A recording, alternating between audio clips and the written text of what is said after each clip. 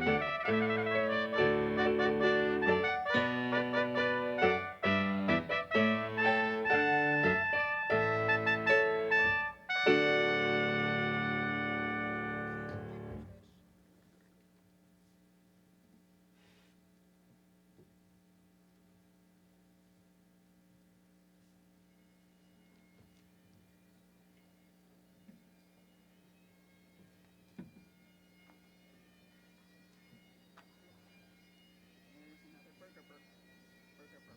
Any hamburger? Check my, Burgers and fries. so that's the last one. That's Daphne. She's a Norfolk Terrier. Oh, I She's like those. 13. Wow. What pretty color of They hair. have personality. Yes, she does. Wow. Yeah. Daphne. Daphne. That is so sweet. Yeah, that's a sweet looking dog. Very nice. Oh, look, she has a name there. Yeah.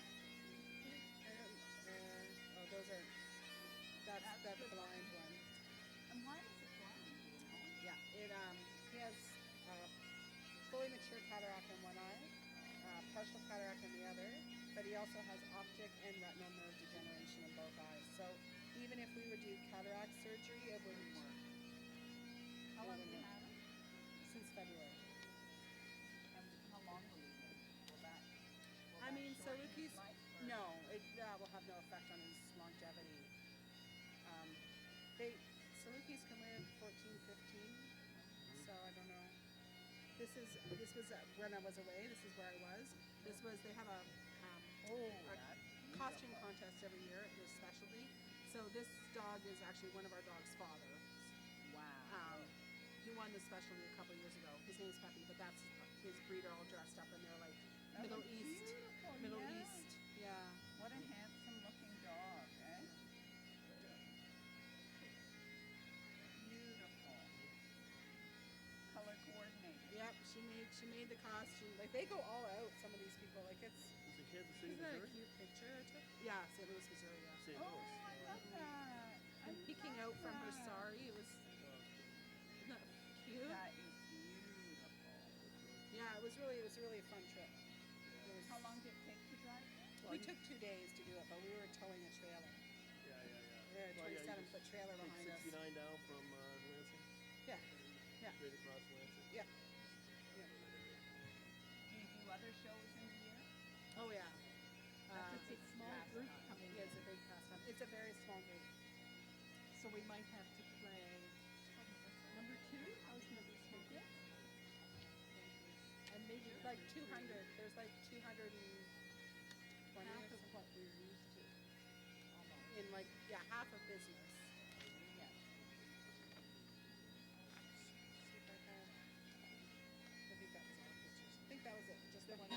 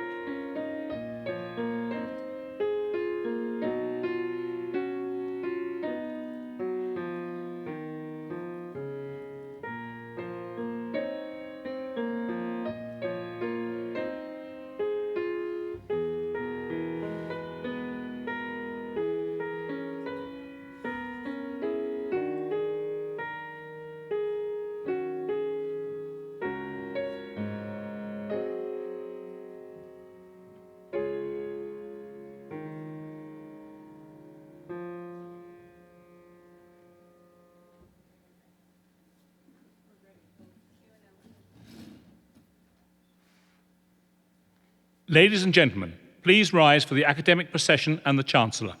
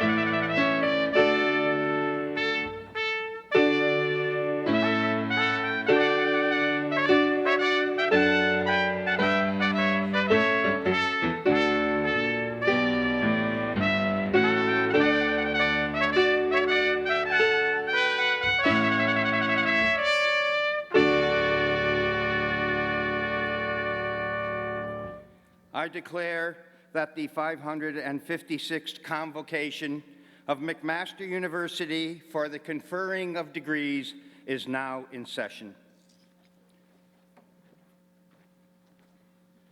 Please be seated.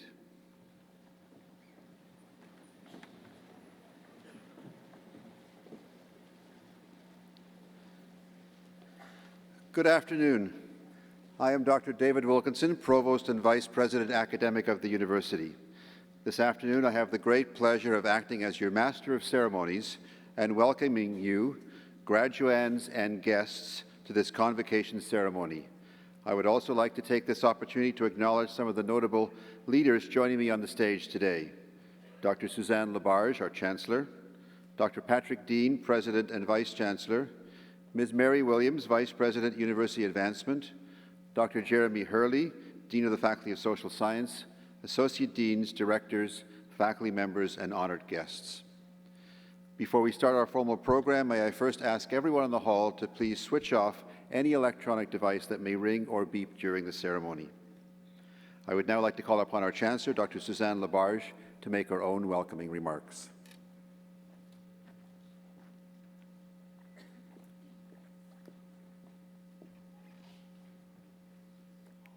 Welcome, honored guests, staff, faculty, families, friends, and most importantly, graduands.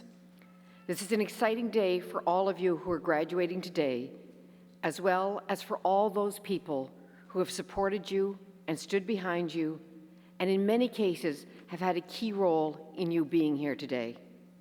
You have achieved a great deal to get here, and you should all be very proud of your success and looking forward to what the future might bring.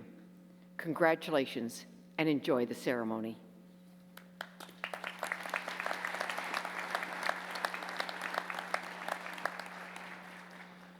I would like to welcome Dr. Patrick Dean, President and Vice Chancellor, to the podium, who will be presenting the honorary degree recipient.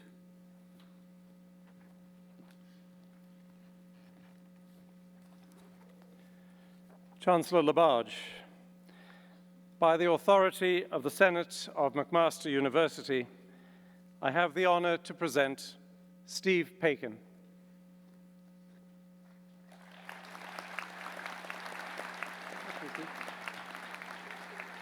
X marks the spot. Hamilton's own Steve Paikin has been the anchor of TVO's flagship current affairs program, The Agenda with Steve Paikin, since 2006. He was previously an anchor and Queen's Park correspondent for CBLT, host of a daily news program on CBC News World, and a reporter with a variety of media outlets, including CHFI and the Hamilton Spectator. Mr. Paikin's tenure at TVO began in 1992 as a host of the politics-focused series Between the Lines. He also co-created and hosted the Queen's Park magazine show Fourth Reading and the weekly foreign affairs program Diplomatic Immunity. His co-hosting duties also included Studio 2.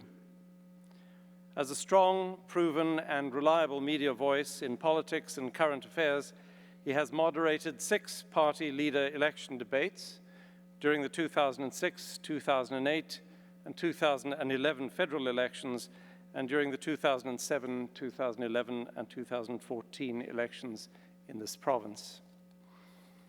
In addition to his on-camera responsibilities, Mr. Paikin has developed an active and accomplished career as a producer of feature-length documentaries, beginning with the 1993 film Return to the Warsaw Ghetto, which won the Silver Screen Award at the US International Film and Video Festival, as well as awards at the Yorkton Film Festival in Saskatchewan and at the Shanghai Film Festival. His other producing credits include A Main Street Man, about the life of former Ontario Premier William Davis, Balkan Madness, about the disintegration of Yugoslavia, Teachers, Tories, and Turmoil, about the controversial education reforms of Ontario Bill 160, Chairman of the Board, The Life and Death of John Robarts, and 1985, the year Ontario politics changed forever. This latter documentary explored the end of the 42-year progressive conservative dominance of Ontario politics. Mr. Paikin is also a best-selling author, whose latest book is Paikin and the Premiers, Personal Reflections on a Half-Century of Ontario Leaders.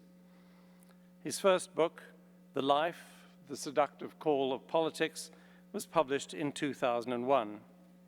And 2 years later, the best-selling sequel, The Dark Side, The Personal Price of a Political Life, explored the highs and often crushing lows of life in pursuit of elected office.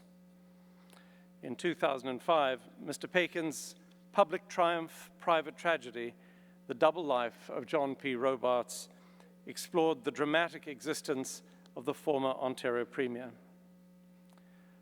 Turning from one passion to another in his writing, Mr. Paikin also authored The New Game, How Hockey Saved Itself, in 2007. Mr. Paikin is the Chancellor of Laurentian University and a distinguished visiting professor at Ryerson University. He is an officer of the Order of Canada and a member of the Order of Ontario. Chancellor Labarge, I'm pleased to present to you Steve Paikin, one of our country's most respected and accomplished journalists and a writer and film producer who tells important stories in compelling ways. I ask that you confer upon Mr. Paikin the degree Doctor of Laws, honoris causa.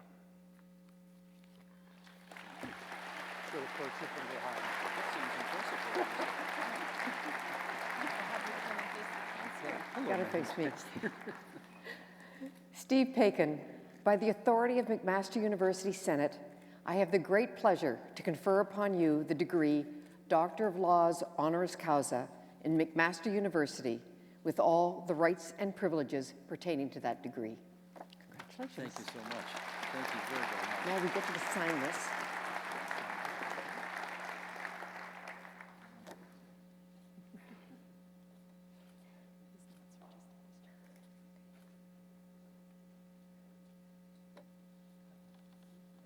Do you want to go pick up your notes? I shall. I would now like to invite Dr. Paikin to deliver the convocation address. Thank you very much.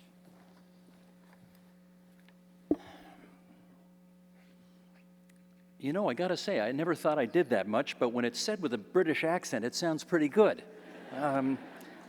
Okay, Madam Chancellor, Mr. President, faculty, students, ladies and gentlemen,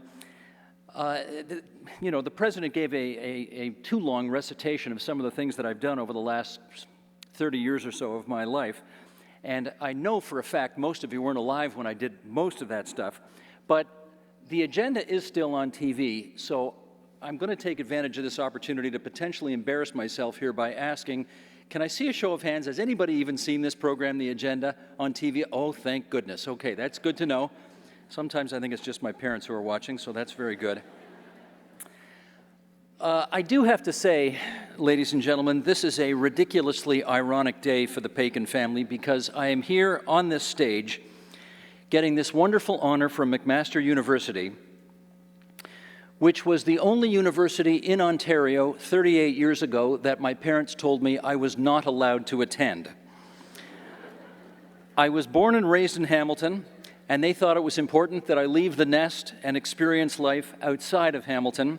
It was no comment, obviously, on the quality of the education here. I can assure you, my mother used to work here. But they said, you can go to any university in Ontario you want to, except for McMaster. And here I am, 38 years later, at a convocation, getting an honorary degree from McMaster University. Let this be a lesson. Life can be very strange sometimes. Speaking of which, I hope you will indulge me a few little side notes here before I offer some words of questionable wisdom to the graduates. Chancellor, I want you to know that it is not a problem that the chairman of McMaster's board is not here in this room today because my family is filled with chairmen. And I want to acknowledge and thank some of them here. I want to thank another university chair who is here today, and that's my mom, who's out there somewhere. She was chair of governing council at University of Toronto many moons ago. She was also the chair of the McMaster University Medical Center. And I know that my love of current affairs, of education, politics, history, languages, and universities comes from her influence. So thank you, Madam Chairman Marnie Pakin, for being here today. And incidentally, she has an honorary degree from McMaster University as well. So, Mum, we're now tied. How about that? And one more thing, and I'm sorry to do this and sort of embarrass her in front of such a large crowd here at Hamilton Place. She just turned 80 not too long ago, so happy birthday as well. Congratulations, Mom.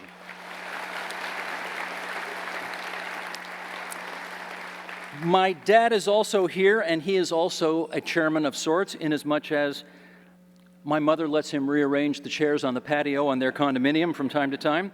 So, Mr. Chairman Larry Pakin, thank you for coming today as well.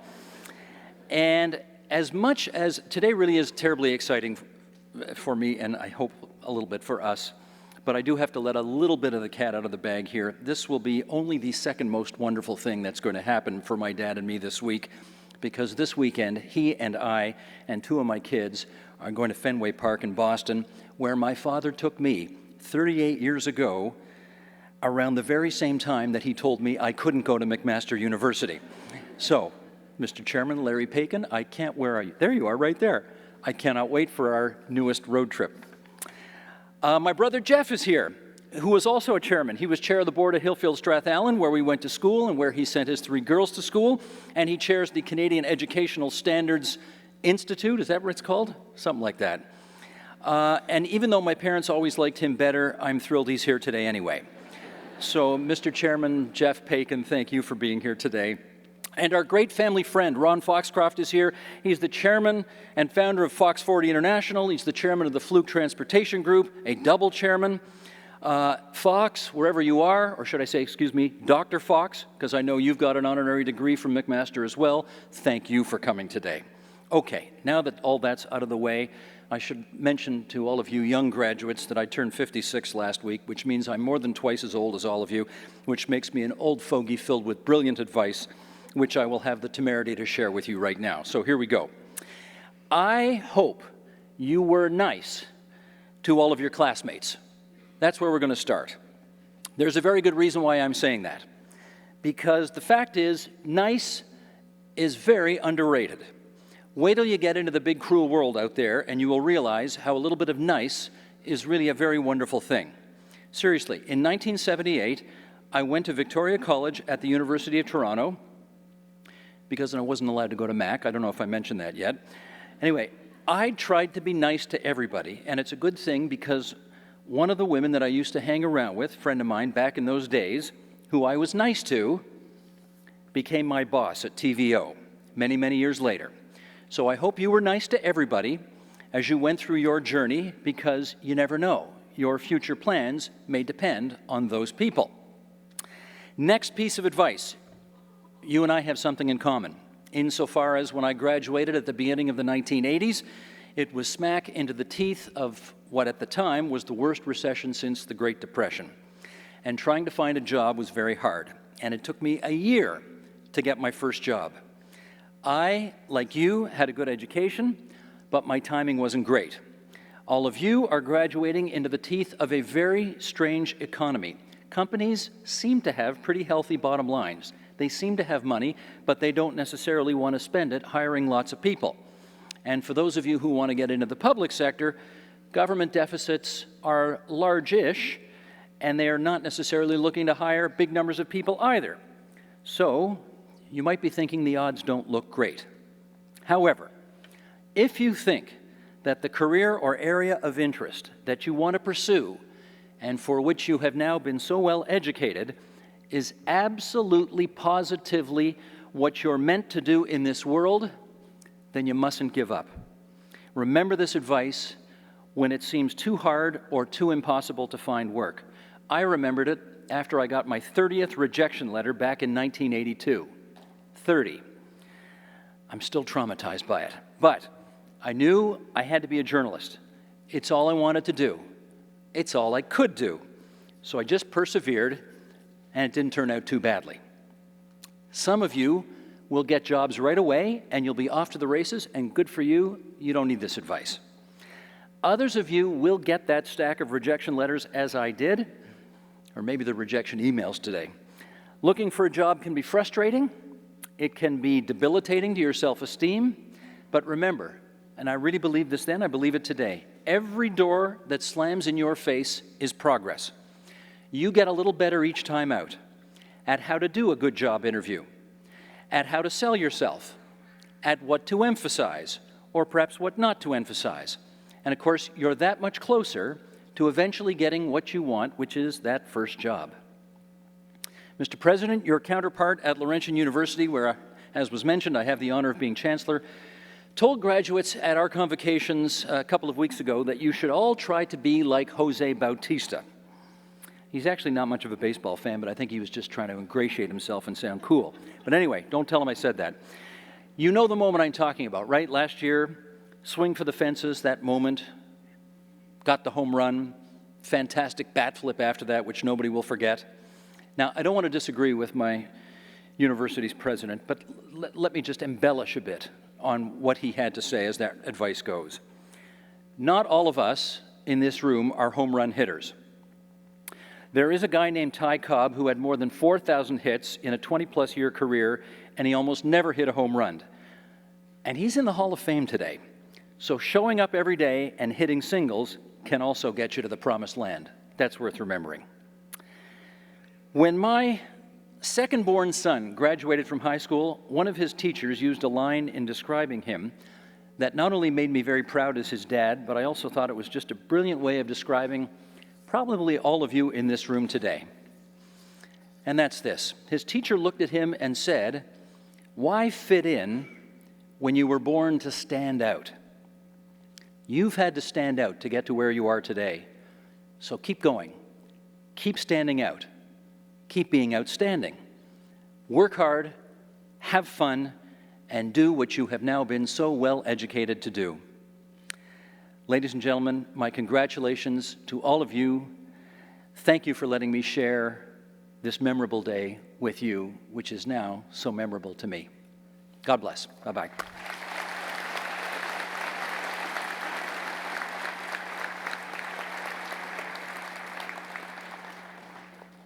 Thank you very much, Dr. Pagan. I think you can understand why we decided he deserved an honorary degree. And we're just absolutely delighted to have him as part of the McMaster family so he can join his mother there, but also he deserves it in his own right. And we are absolutely, as I say, delighted to have him now as part of the family for his contribution to the general society as well as to the Hamilton community. Thank you.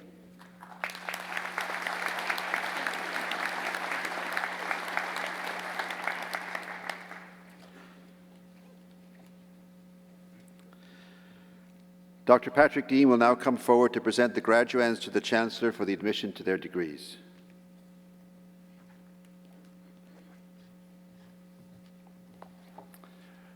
Will the graduands please stand?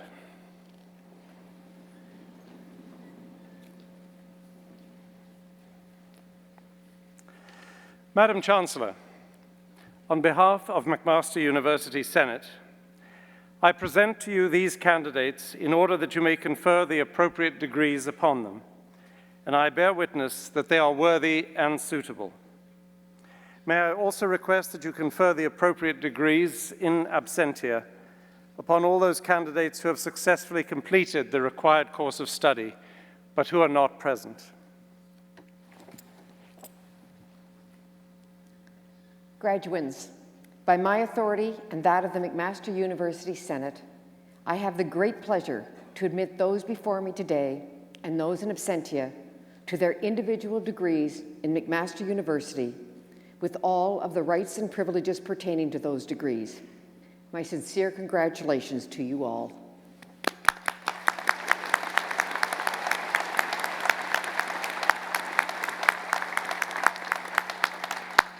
Please be seated.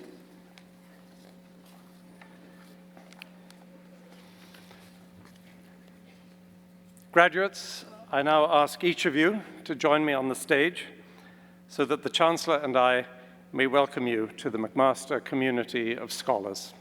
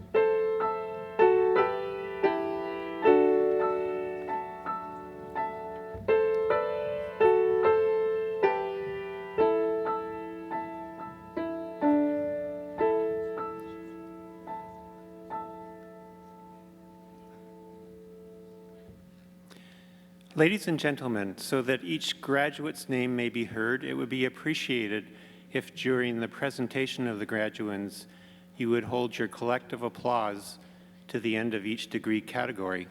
Thank you.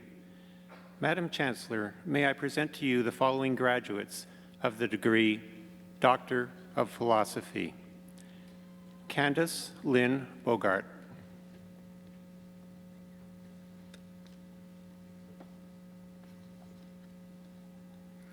Brandy Lee McDonald.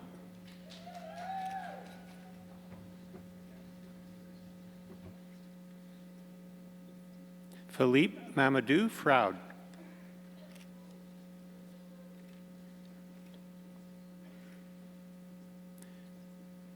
Stephanie Louise Tombari.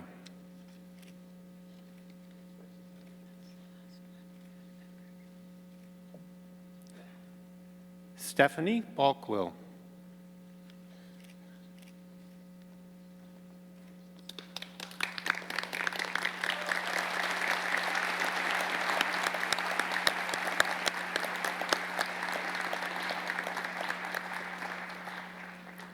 Madam Chancellor, may I present to you the following graduates of the degree Master of Arts. Khaled Al-Qasimi.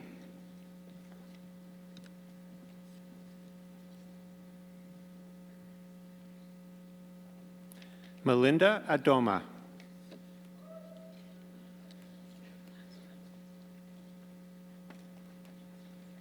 Carolyn Mary Fram.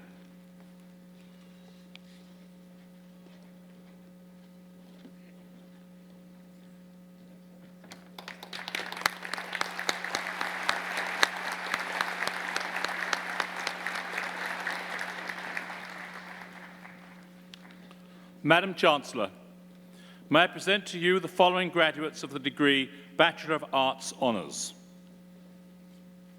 Yasmin Abel Halek. Nicholas Randall Abrams. Kataiba Helal Al-Nimer.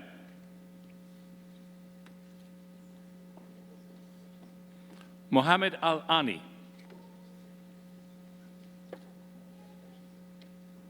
Anastasia Alexis Andrikopoulos. Sarah Rachel Appleby.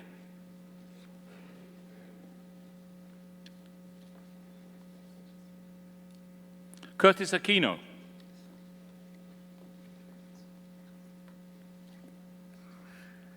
Arzu Aram.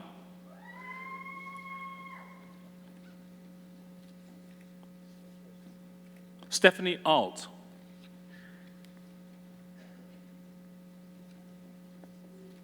Rachel Ball Condron.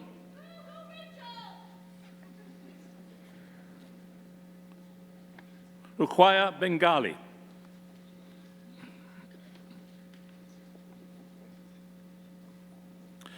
Madeline Victoria Benjamin.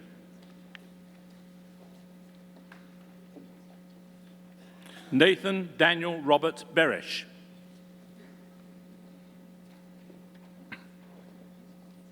Hannah Baidoun.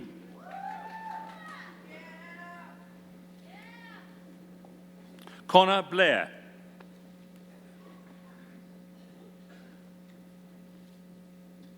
Christina Borjevich.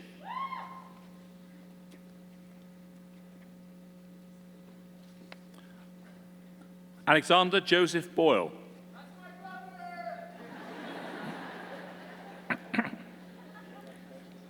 Morris Junior Brown.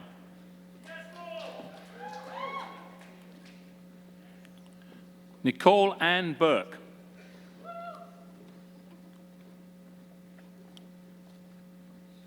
Connor Troy Cadere.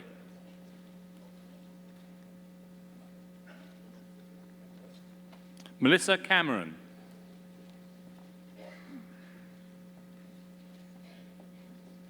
Brenna Catherine Carriere.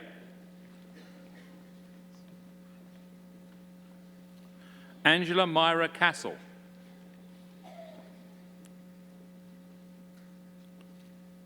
Si Jia Chen.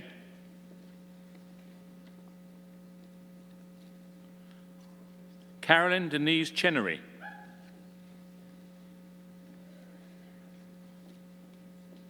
Alan Cho.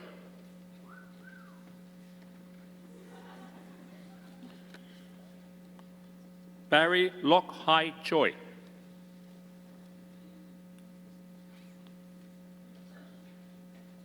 Sing En Ernie Chua. Caitlin Ashley Clark.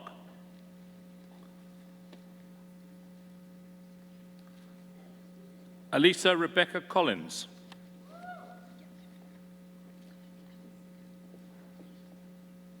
Alexandra Jacqueline Crone.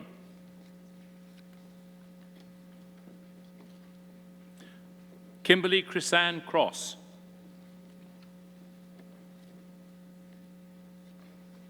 Monica Tsugadasan. Christian David Carwin Cullis.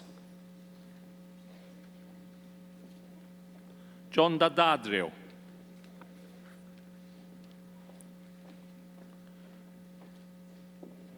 Kelly Judy Dmella.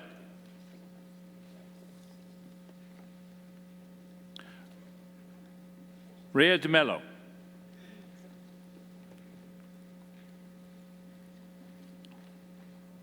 Mark Durango.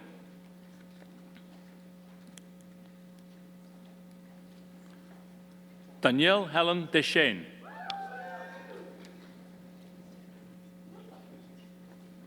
Salma El Zamel.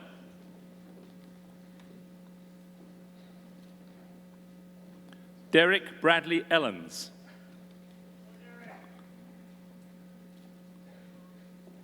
Carly Claire Emmett. Cassandra Victoria Fairup.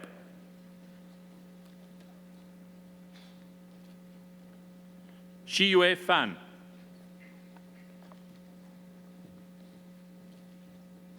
Antonella Fidanza.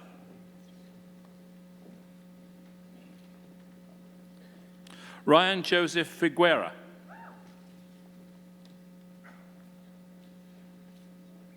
Danielle Marie Fraser.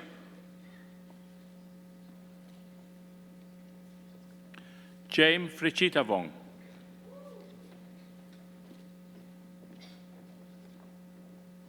Arivintharam Ganesalingam. Matthew Kyle Geddes. Ramanjit Guttarora. Haman Gill.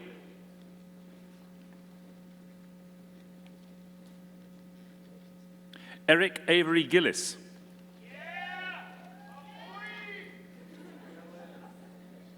Shuaib Hafid.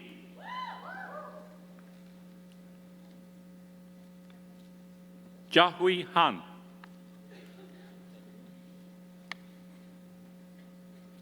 Arifa Haq.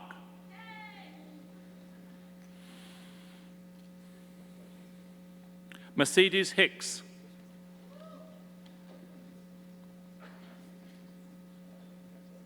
Rachel Karen High.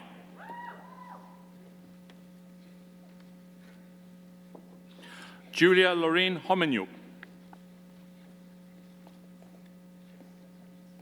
Kaylee Huckabee.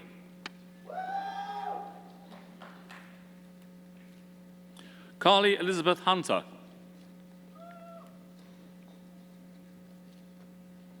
Kaushiki Jaiswal.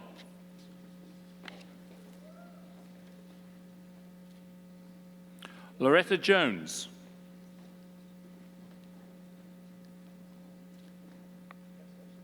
Harrison Jayakumar.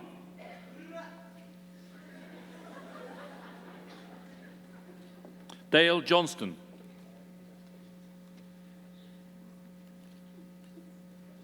Sarah Caitlin Yukniewicz.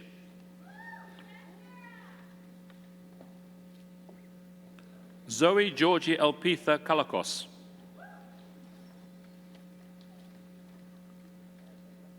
Katerina Kalenteridis. Sarah Alicia Kang.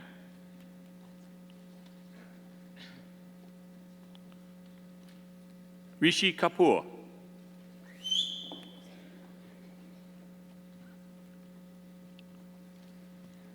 Hyun-woo Ki.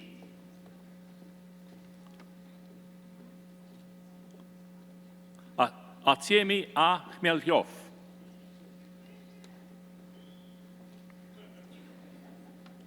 Maham Kochar.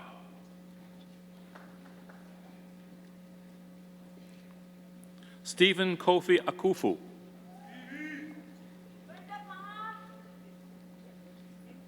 Amy Lai.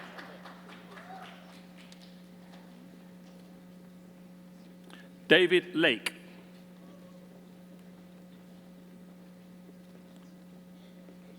Chongxing Lam.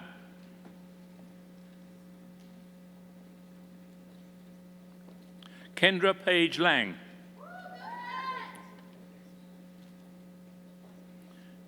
Chang Hoon Lee.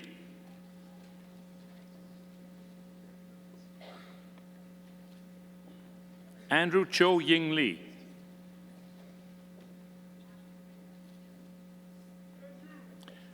Ji Xian Li.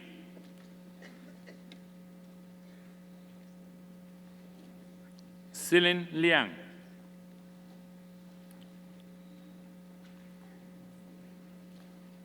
Haoyan Liao.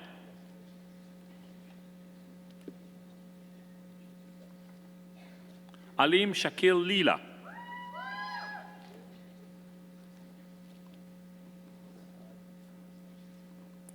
Brandon Douglas Linley.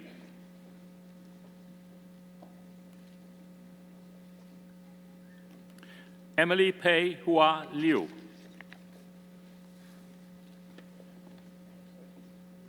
Jordan Winston Luong.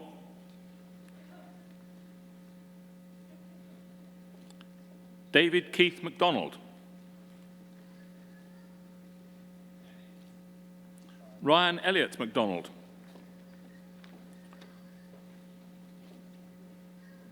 Scott Dennis MacDonald.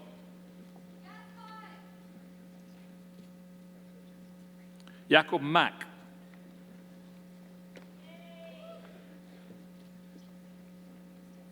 Jenna Samantha McGee. Kevin Frank Mayolo.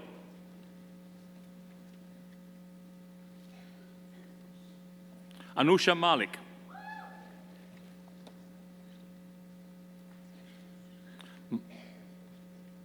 Marcin Pavel Malinovsky.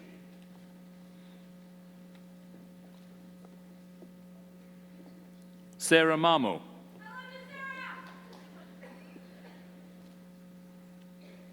Hisham Mapera.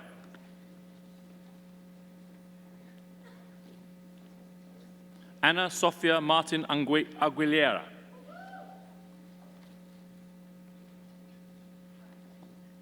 Caitlin Mason.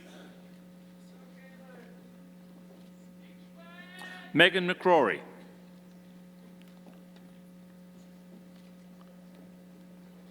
Ji Yong Ho Min.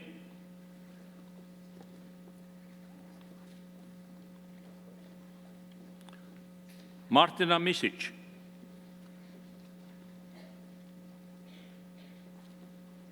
Shane Edward Molchan. Felicia Montecalvo.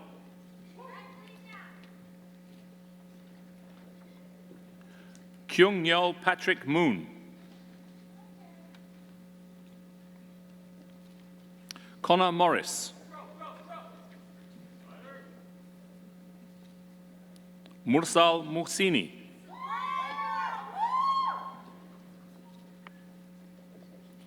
Vanessa Muratsa.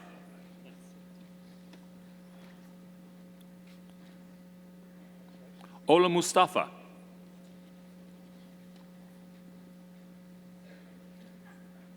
Stephen James Negus.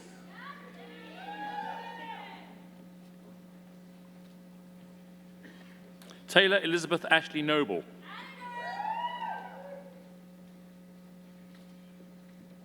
Portia Osei.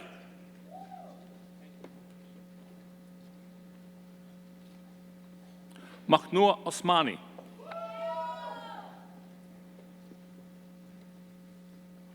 Elaf Quadri.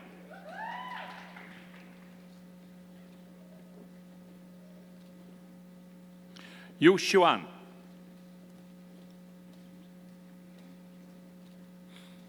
Trevor William Reed.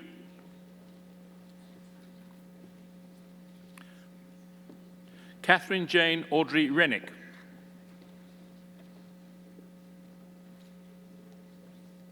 Zachary John Raby.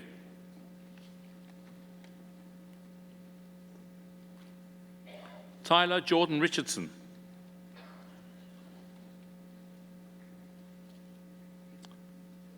Michael James Riddell.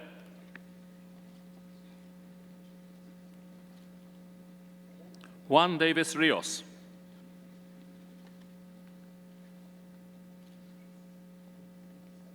Shin Roan.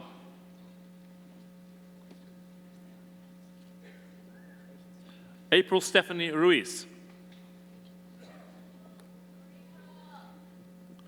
Salvatore Salamone.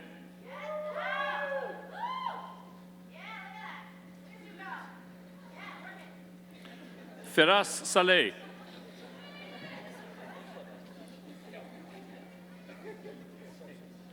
Nader Salha.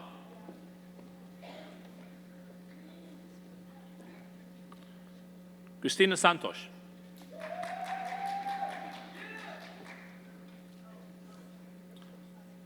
Matthew James Schmidt.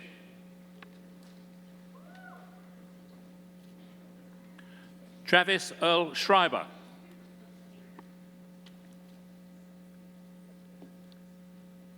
Xin Chen.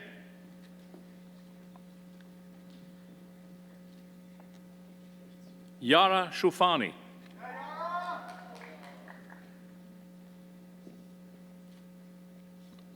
Avnet Singh Bamya.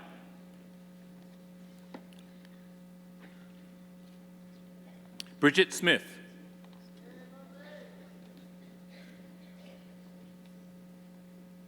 Mashona Smith Parks.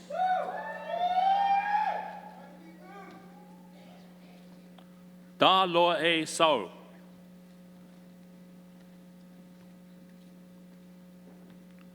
Zafir Ashif Somani. Jessica Sofer.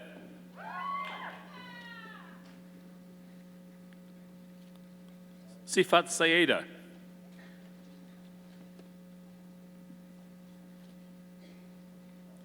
Ibiso Taria.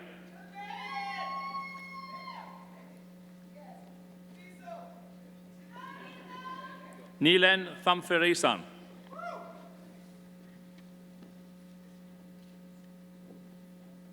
Abraham Rohan Thomas. Sarah Thompson.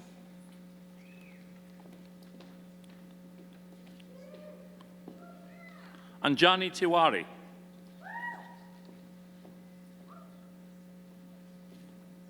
Jennifer Toito.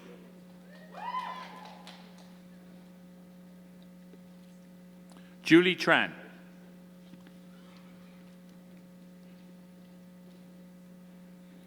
Saima Tufal.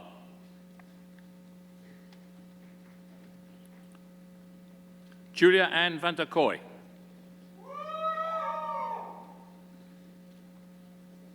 Drew Christian Villabrosa.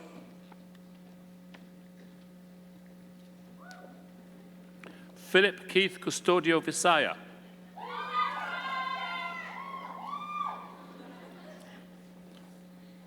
Brendan Michael Wallace. Xiao Chen Wang.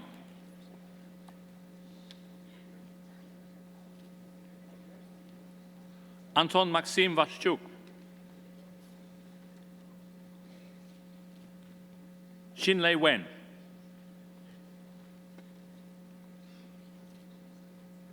Brock Westman.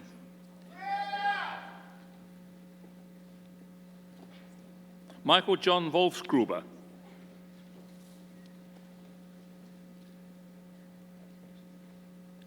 Ka Hei Wong.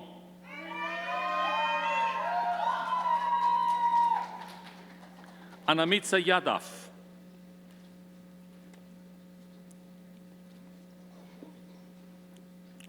Lan Zhang.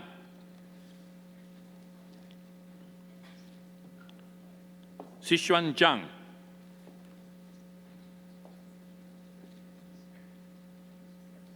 Maximilian Jolkowski.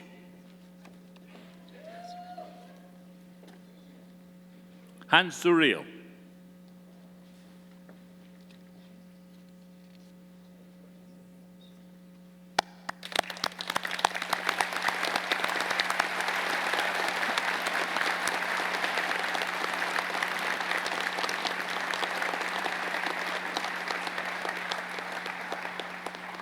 Madam Chancellor, may I present to you the following graduates of the degree Bachelor of Arts. Iyesh Abid. James Barclay. Emma Barker.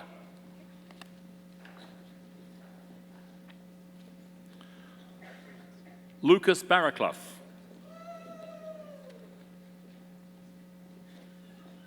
Ravin Baskaran.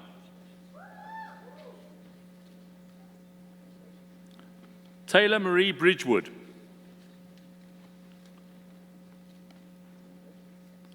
Taylor Brisebois.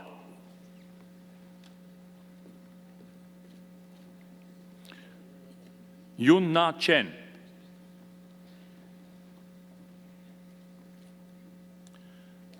Gillian Ruby Chevrier.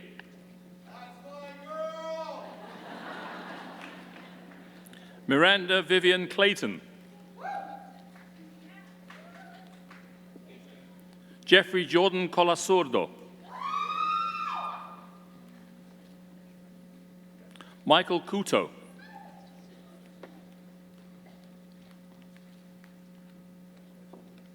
Biranavan Suganathan.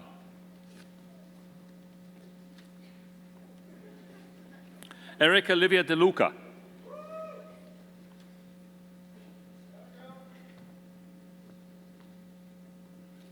Kaumadi Inakshi de Souza.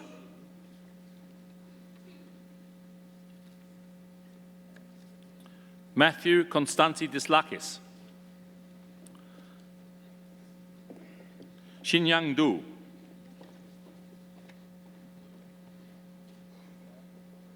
Taylor Elliott. Maria Ariavats.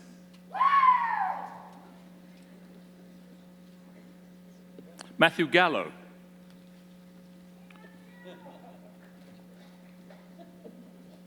Frank Geronimo.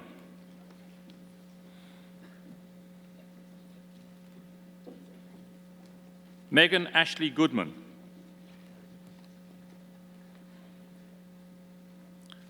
Bailey Marie Graham.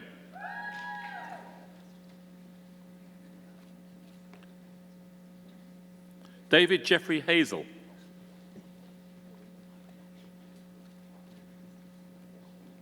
Alvin Islam.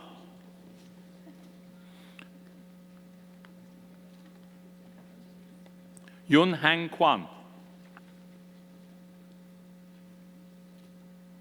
Stephanie Lan.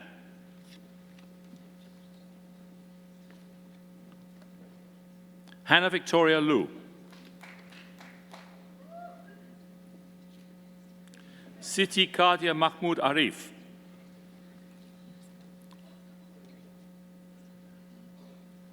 Aisha Malik.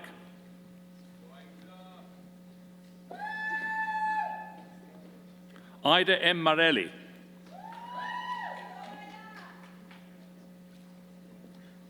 Carla Teresa Martinez. Lindsay McGowan. Dylan McMullen.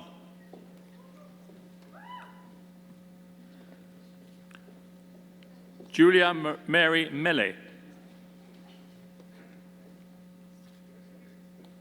Marcus Joseph Mello.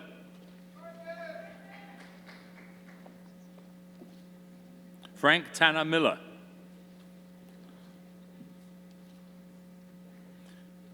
Emma Gabrielle Labrosse Mitchell.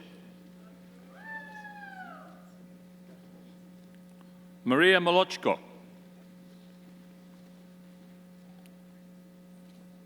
Peter Huangsheng Mu.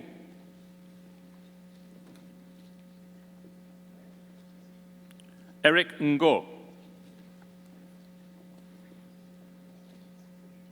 Melanie Catherine Olds.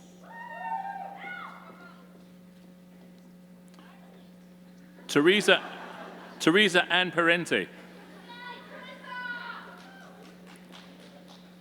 Shane Christian Pereno. Abigail Erin Picard.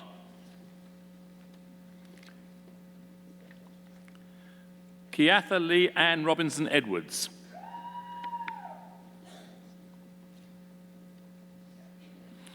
Tristan Schramm.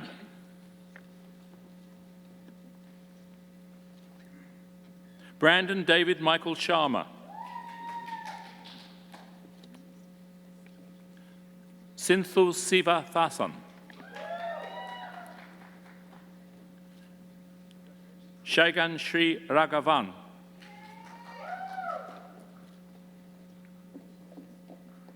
Suleiman Keel. Joshua William Taggart. Daeping Tan.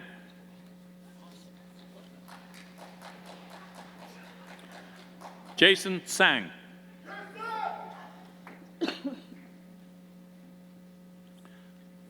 Andrea Tullo.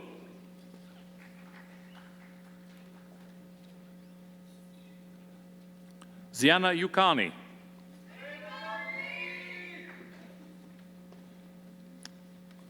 Ron Feinstein.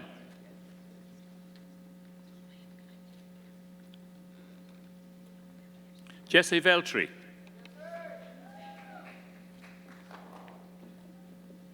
Priyanka Virdi.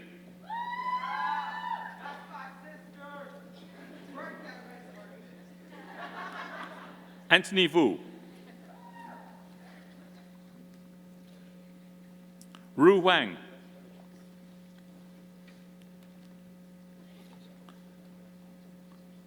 Wenhei Wang.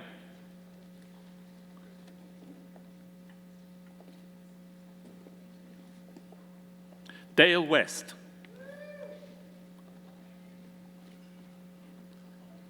Mark Yako.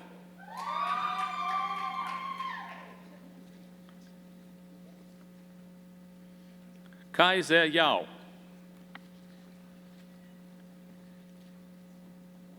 Jianfeng Ye.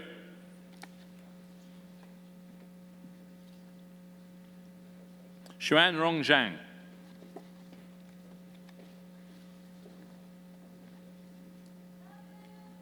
Zhengheng Zhao.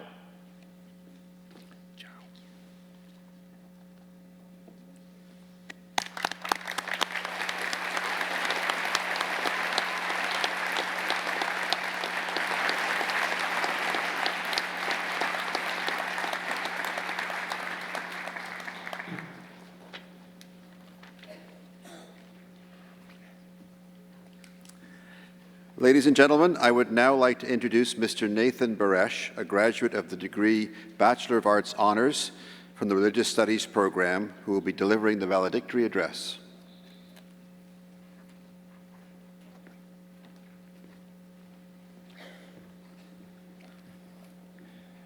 Good afternoon, Chancellor Labarge, President Dean, faculty, staff, honored guests, and graduating class of 2016. My name is Nathan Barish, and I'm a graduating student in the Department of Religious Studies. It is a joy and honor to have the opportunity to speak to you today. As happy as I am to be here, I think my dog might be even happier because he does not have to listen to me rehearsing anymore. It is hard to believe that our time at McMaster has come to an end. Over the past 4 years, there have been moments when it felt like time stood still, particularly during a night lecture when I somehow failed to complete the readings. On the other hand, time seemed to fly by, like when there's only 30 minutes left for an exam, but I was only halfway through. Despite the ups and the downs over the past 4 years, here we are, finally graduating from McMaster. Congratulations to everyone for making it to the start of your new beginning. I think we all owe a tremendous thank you to our family and friends who have loved us, encouraged us, and supported us on this journey. I know I certainly would not be here without mine. We have all traveled a different path to get to the top of this mountain. For some of you, that path might have been a nice straight line. But if you're anything like me, that path has been filled with wrong turns, dead ends, a few twisted ankles, and maybe just a bit of stress. Finally, here we are at the top though, and the view is spectacular. I still remember my first day on campus, with half my classes in Chester Newhall, and getting completely lost in the abyss that is otherwise known as the basement of Kenneth Taylor and Togo Salmon Hall. I was bright-eyed, bushy-tailed, and ready to take on the world. 4 years later, I'm a little slouched over, slightly sleep-deprived, I'm still trying to lose my freshman 15, and have spent a bit too much time binge-watching Netflix. One thing that still remains, though, is the desire and drive to take on the world. In the Faculty of Social Science here at McMaster, we've had the opportunity to learn about the world and its diverse inhabitants. It is an absolutely amazing world, but one look at the newspaper will tell you that it is a broken one as well. Graduates, what are we going to do about it? We've just spent 4 years and thousands of dollars studying to gain knowledge, but now it is time to apply it. I once heard that knowledge is the gathering in and collecting of information. The insight and ability to apply that knowledge, however, is wisdom. That is what we are now called to show. As Uncle Ben from Spider-Man wisely said, with great power comes great responsibility. We have just received an education that is the envy of many people around the world, and it is our responsibility to use that education wisely. The winter before coming to McMaster, I spent a month at an orphanage in India. While I was there, I interacted with young children who were able to easily complete the physics work I did when I was in high school. These children have the ability to do great things, but unfortunately, they may never have the opportunity to reach their full potential. Similarly, last summer I took my second trip to the island of Laganov in Haiti, where unemployment is over 80%. There are thousands of young people in Laganov who are bright, intelligent, and passionate about learning, but have never been given the opportunity to follow their dreams. Graduating class of 2016, we have been given that opportunity. We are leaving here today with more than just a diploma in our hands. We are leaving here today with a commission to take what we have learned and use it to make a difference in our world. What we do is going to be different for each of us, but we all have the capability of doing something great. A friend of mine has joked that being a university student is the perfect age because we are old enough to be on our own, but young enough to have limited responsibilities. But that is about to change. During a job interview last summer, I was asked the question, what does success mean to you? I feel that in university, success is often measured on an objective, tangible scale. We did well on this test, or we bombed this midterm. Success is often measured by our mark on Mosaic. I would like to suggest that perhaps success is not always an objective standard, but rather something each one of us needs to decide for ourselves. We've all been blessed with different skill sets, talents, and abilities, and it's up to us to put these into good use. I do not know everyone here, who you are, or what your story is, but I do know that you are special and unique. As Dr. Seuss once said, there's no one youer than you. Okay, I need to stop and make a bit of a confession. I tried to use "youer" once in an academic paper, but it didn't go so well. Note to self, just because Seuss is a doctor does not make him a respectable academic source. I would like to challenge each person here to put your McMaster acclaimed critical thinking skills to good use and decide for yourself what success means to you. It is not what your parents say. It is not what your professors say. It is not what your boss says. It is what you decide in your heart it is. After you've decided, I challenge you to pursue it with everything inside of you. Graduates, let's not be afraid to take risks and to fail, but let's learn from our mistakes and keep moving forward. As the world-renowned philosopher and academic scholar Jerry Seinfeld once said, "Keep your head up in failure and down in success. Let's be humble when we succeed and never forget the fortunate position we've been placed in." In closing, I would like to leave you with a line I once heard. One day, your life will flash before your eyes, so make sure it is worth watching. Graduates, enjoy this day. Celebrate what you've accomplished, but take nothing for granted and look forward to what is ahead. Thank you.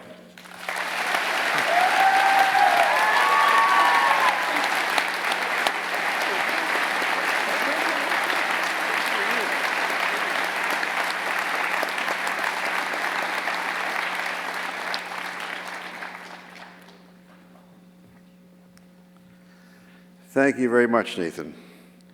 May I now call upon our President, Dr. Patrick Dean, who will present the President's Award for Outstanding Contributions to Teaching and Learning.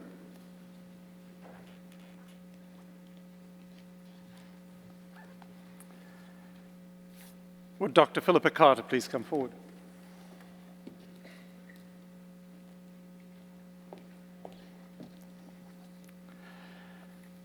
Dr. Philippa Carter consistently goes beyond the call of duty in finding creative and varied ways to contribute to the teaching and learning mission at McMaster. Student testimonials speak to a professor who cares about individual students even as class sizes increase and the diversity of academic backgrounds expands. Many students may take courses in religious studies as electives, but they leave Dr. Carter's courses having further developed their skills of reflection, critical thinking, and their ability to engage in evidence-based discussions. Dr. Carter began her career at McMaster in 1991 as a sessional lecturer and is now a teaching professor with permanence in the Department of Religious Studies.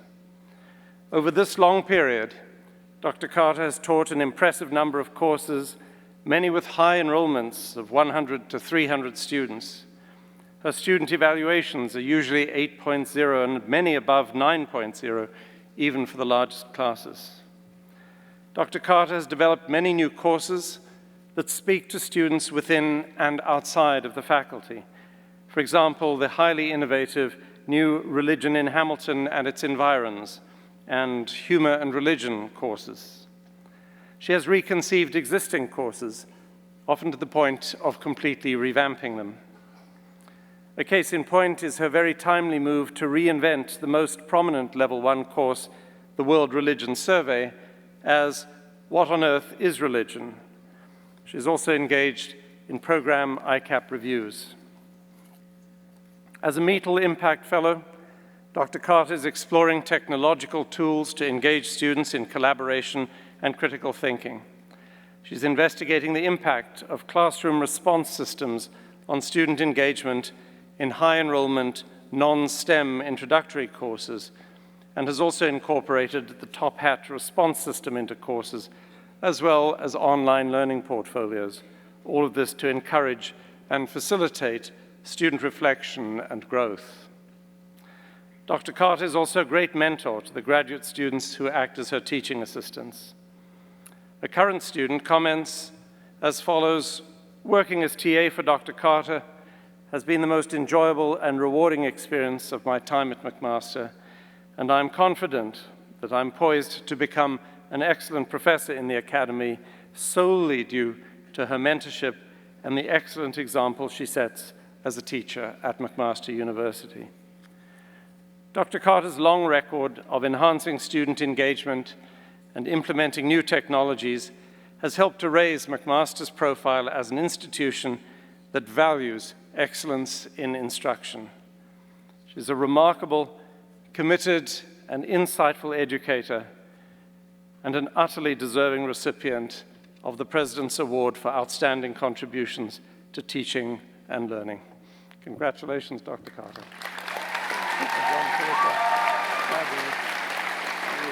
Let's do a picture.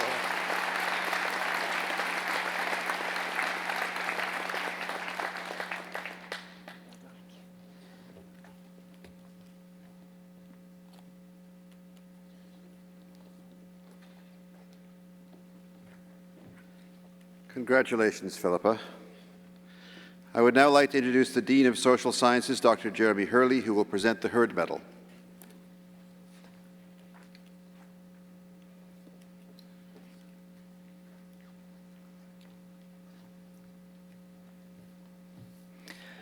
Ladies and gentlemen, may I present the winner of the Hurd Medal for outstanding academic achievements in an honors program with economics as the major field of study. It's with great pleasure that I announce that this year's recipient is Catherine Renwick. Catherine?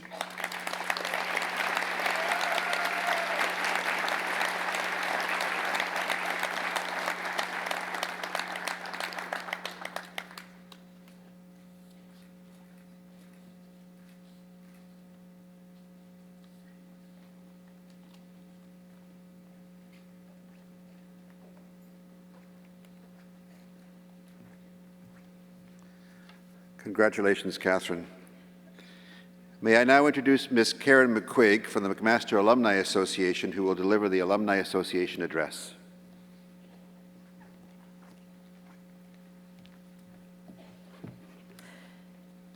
Chancellor Labarge, President Dean, McMaster faculty, fellow alumni, honored guests, and especially the members of the McMaster class of 2016. The first time we did this, it was 122 years ago, and there were 16 of you. The events of commencement, as Convocation was known then, were a little different from today's ceremony. In 1894, McMaster's first Convocation included a sermon, the reading of graduate thesis, yes, they read every one word for word, and wait for it, the conferring of 60 honorary degrees. The black graduation gowns back then were made of alpaca and lined with white satinette for the arts grads and lavender for the graduates from theology. One of the graduates wearing alpaca that day was a young woman named Elizabeth Wells. She later published a description of the ceremony in Canadian Magazine. In that article, she wrote of McMaster's first Convocation. The enthusiasm shown by the students who sat massed in the body of the large assembly showed plainly that they were filled with a spirit of loyalty to their university. I'm not sure if 16 people in alpaca gowns counts as a mass, but the feelings of enthusiasm and pride were likely valid observations. I hope you had similar feelings today. I know I did when I graduated from Mac. Today, our university is very different from the McMaster Elizabeth Wells knew 122 years ago, and our institutional history and credentials are far more robust. Today, I hope that your McMaster has earned your enthusiasm and loyalty through its service, excellence, leadership, and accomplishment, just as you have worked hard to earn our pride in you and our loyalty to you as you become the newest members of the Mac alumni family. The McMaster Alumni Association's goal is to take your connection to McMaster beyond the feelings that are so strong today and help make it into a lifelong connection of substance. In your lives as alumni, the association will work to keep you connected. As new grads, you will receive the Alumni Magazine, invitations to participate in the MAC-10 Young Alumni Program, opportunities to participate in our online mentoring and networking programs, and take advantage of value-added services. There's so much more information at alumni.mcmaster.ca on our digital channels and in our Convocation booklet that will arrive with your first Alumni Magazine. All you really need to know for today, however, is that the McMaster Alumni Association and the Mac alumni family can be part of your McMaster experience in a big way or a small way, anytime you'd like. When you're ready, the McMaster Alumni Association will be too. So, to the class of 2016, my fellow alumni friends, I offer you my most sincere congratulations on your academic accomplishments, on your graduation, and your first moments of members of the Mac alumni family. You should be extremely proud of your accomplishments. I certainly am. Congratulations, welcome, and remember, once a marauder, always a marauder.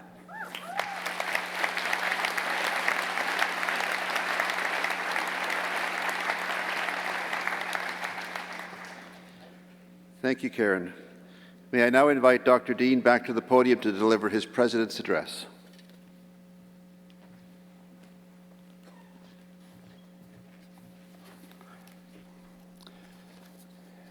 You have one more speech this afternoon before you can be released to go and celebrate, and it's mine, I'm afraid. You've had a lot of good advice from this podium today. Nathan spoke to you, I thought, very sensitively about the importance of taking on the world and of using your education wisely. And from Dr. Pakin, you had some extremely useful advice on how to manage yourselves both in your lives now and in your futures. I want to underline something essential about the education you have received here at McMaster and about education in general. Learning is a profoundly social activity. We learn by dialogue with others, whether the interaction is electronic or through the pages of a textbook, or whether the other party in the dialogue exists as a professor or a mentor, a classmate, might even be a character in a novel. Education is impossible outside of society, just as society is impossible without education. The American philosopher and education reformer John Dewey made the point more than a century ago, beginning with this very simple declaration. I believe, he wrote, that the school is primarily a social institution. Dewey's progressive education movement held that education is not simply a social activity, but it is also the agent of social reform. Dewey argued that the education system at the time, here we're talking about the late 19th century in the United States, failed to recognize the school as a form of community life. Instead, he wrote, it conceives the school as a place where certain information is to be given, where certain lessons are to be learned, or where certain habits are to be formed. The value of these is conceived as lying largely in the remote future. The student must do these things for the sake of something else he or she is to do. They are mere preparation. As a result, they do not become part of life experience of the student, and so are not truly educative. Those are Dewey's words. True education for Dewey is not preparation for life, but it is inseparable from life itself. It is the driver of human progress and the critical means by which society is made and continually remade. Dewey articulated this in 1897 in a document called My Pedagogic Creed, which is still relevant today. Universities continue to insist that their mandate is not simply to provide vocational training, but to educate citizens to shape society. So it is no coincidence that Dewey is heavily cited in a 2013 report to the European Commission, which seeks to reimagine post-secondary education on humanistic principles, and by so doing, contribute to Europe's social and economic renewal. Now, education may be a powerful agent of social reformation, but if it only reinforces an existing framework, it becomes the enemy of progress and reform. 50 years of apartheid in South Africa was facilitated by formidable police and military forces inside the country, of course. But education was the real and most effective tool of oppression. That is why the Soweto riots of 1976, which triggered the movement towards a democratic transformation, started with school children protesting against an alien language of instruction. Now, here in Canada, the legacy of the residential school system has also proven how the power of education can be turned to destructive purposes, to advance the cultural hegemony and political control of one group over another. Society made homogeneous through suppression, extermination, or assimilation is not society as Dewey could have imagined it, nor is this a model that can be called education in any real sense. It is forced acculturation using the apparatus of education. Interestingly, the genesis of Canada's residential school system coincides historically with the emergence of the progressive education movement south of the border. The Mohawk Indian Residential School opened near here in Brantford in 1831, but it was in the latter half of the 19th century that the system took shape and the policy that drove it became apparent. After the Constitution Act of 1867, Canada formally adopted a policy of assimilation. And the Nicholas Flood Davin report 12 years later declared in language that is still shocking today that, quote, "the aim of education is to destroy the Indian."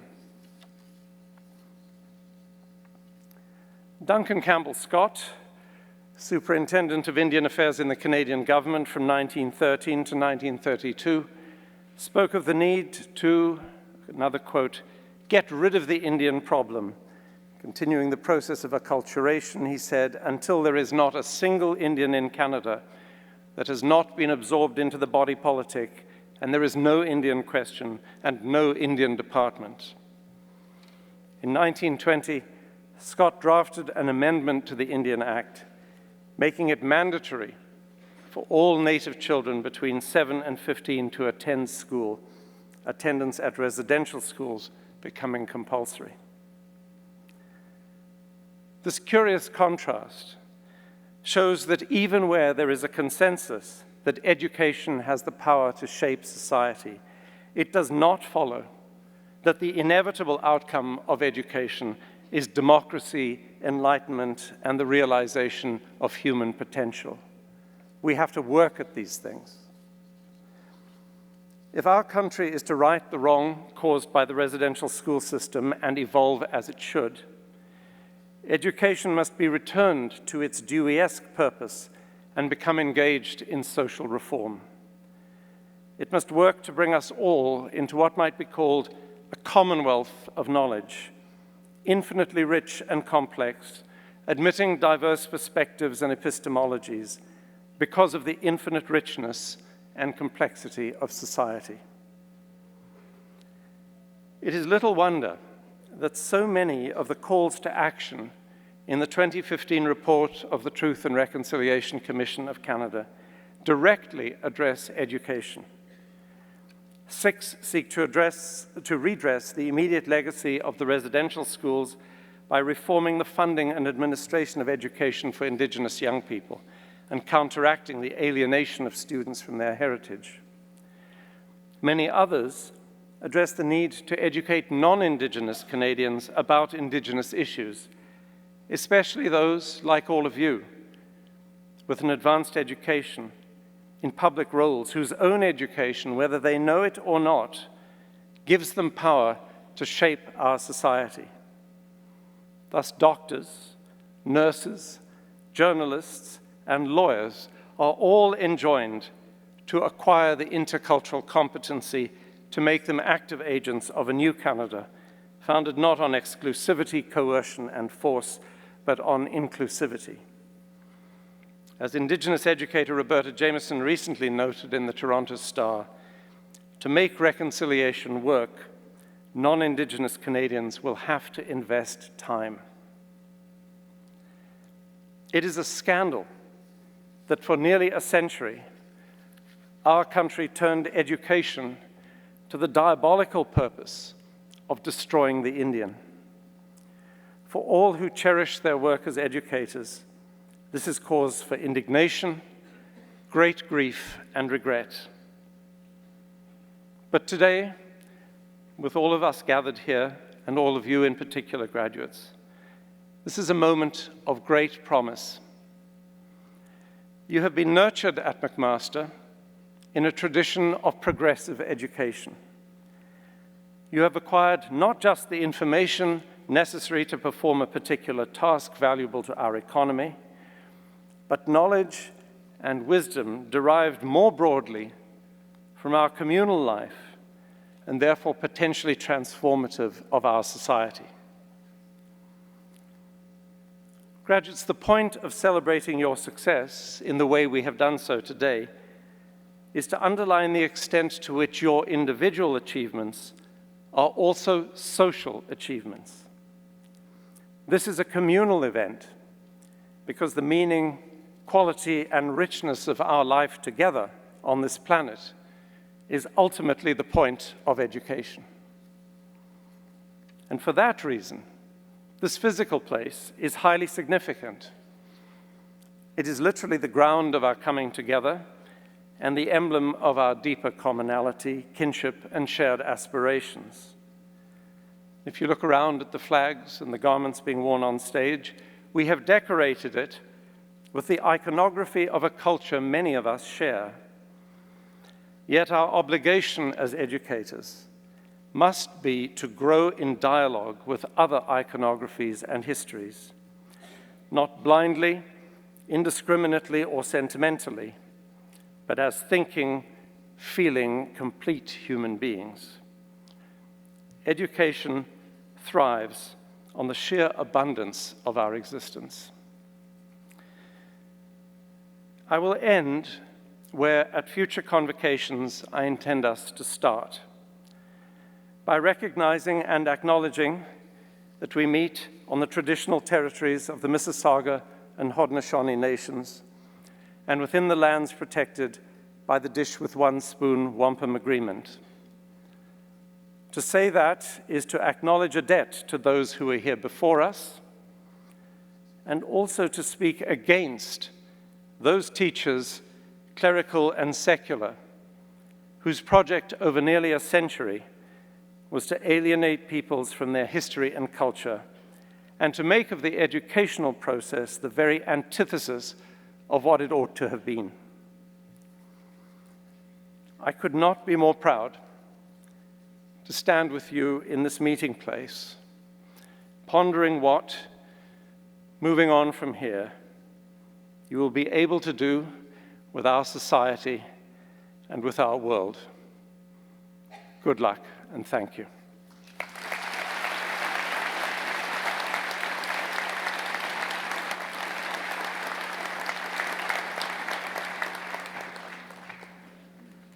Congratulations to the class of 2016. As Mr. Quegg eloquently said, you're now all graduates and members of a wonderful group of alumni. And as a fellow alumna, I'm looking forward to seeing where you all go from here. Dr. Pakin, congratulations on your accomplishments. You've shown us what a person with an inquiring mind and critical skills can accomplish. And I think that's a lesson that we all need to take to heart, and we are delighted again to welcome you to our community. Dr. Dean, you've given us a lot to think about. I think most of us, when we look at education, think of the good that it does. And Dr. Dean reminded us how it can be subverted and the challenges that that poses to us as a society for the future.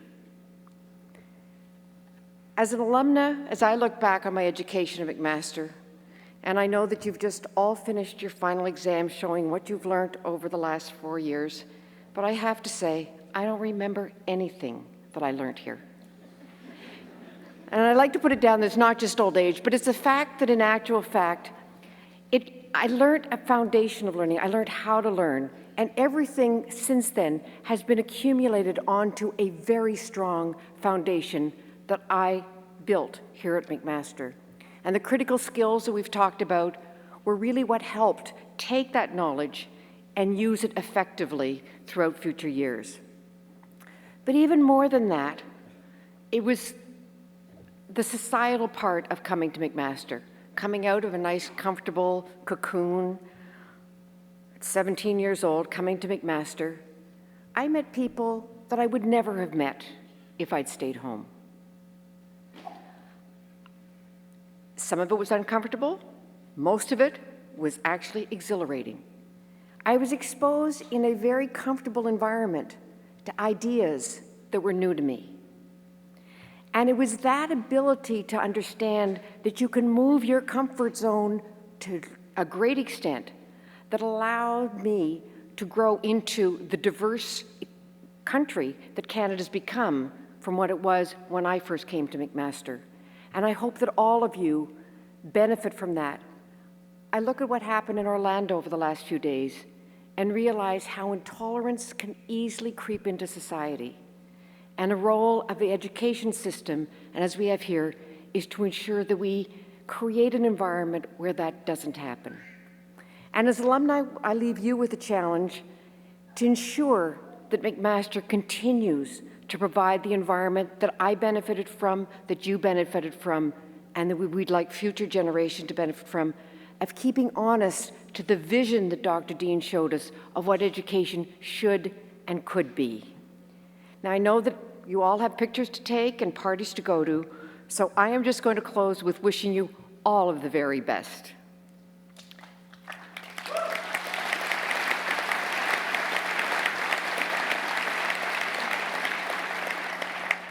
Now, I also get to do the housekeeping items, so there are a few that I need to mention.